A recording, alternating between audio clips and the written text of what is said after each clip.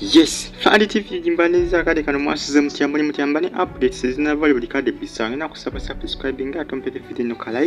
like ngo subscribing onyigene kade mbatumideko abasinza mugwanga lya Saudi Arabia, abasinza mugwanga lya Qatar, abasinza mugwanga lya America, mugwanga lya Belgium, mugwanga lya Germany, mugwanga lya Qatar, Bahrain, Jordan, Oman mbatumideko era mbagala nnyo mbebaza nnyo kubanga mugiye kuinako bagita Fadi TV jimbani updates buli kade ezinavali. Brisher Kash akwasibwa awadi ye yagenda okulona e Dubai. Akwasibwa awadi jukita Brisher Kash ali Dubai munange ali Dubai yagenda kwabikanga aperforminga kusana okulona awadi ye ya best TikToker yawangula Brisher Kash nga awadi musana gamazima nongo bandi banyo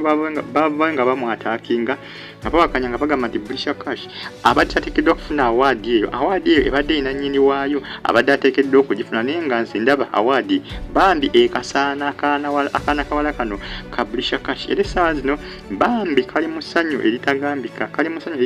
kali Dubai era nga mina ne Aviator bebaka kwasiza awadi yako ndozo balengiraawo yabadde ne Aviator nga beekubisiza ekifaananyi nga Aviator ateekateeka kugimukwasa ndozo lengera mina awo ku bbali mina wuyo awo ku bbali yeebikkiridde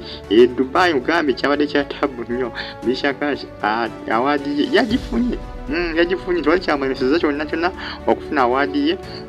yagifunye bulungi nnyo era essaawa yina ateekateeka okudda mu ggwanga Uganda naye nga bambi akyalina okusooka okunyumirwamuko ku Dubai alumya abayaaye bakuli sevenizi Brisher Kash yejjusa okusinkana kuli sevenizi ayejjusa emindu n'emirundi naye ng'agamba newankubadde amwogerera bujjalaga naye akyamwetaagira ddala mune kati we yawangudde n'awadi eya best TikToker Brisher Kash bwato ali Dubai ono yava n'agamba nti kuli sevenizi yali ayagala kumukozesa ono kuli sevenizi yalema okuwasa ali okukozesa bakazi ab'enjawulo Brisher Kash kava ne kamwabe ne kagamba lyagezako kakozesa era kagenda muggulako omusango si byangu naye nga munaye ebyo musubscribing bagita Fadi TV girayikinga ate commenting mbagala nnyo abasinziza mu ggwanga lya Canada mubali kubanga mugyekumirako nsonga za Brisher Kash ali Dubai awadi yageze kunona eya best TikToker era yagifunyira wankubadde ba haters bangi nnyo abatamwagaliza kulabika nga afuna awadi eno niye yakakanya agifunye bakimuwadde eri ssaawa enagenda kubaagiza bangi bavudde nga bamulumba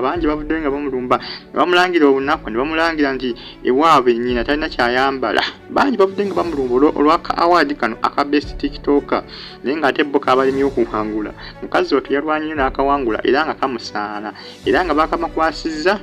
kusa n'ebirabo ebirala bingi nnyo Aviator y'omu ku abo abamukwasizza awadi kusa ne kakyalake ka Mina wali Dubai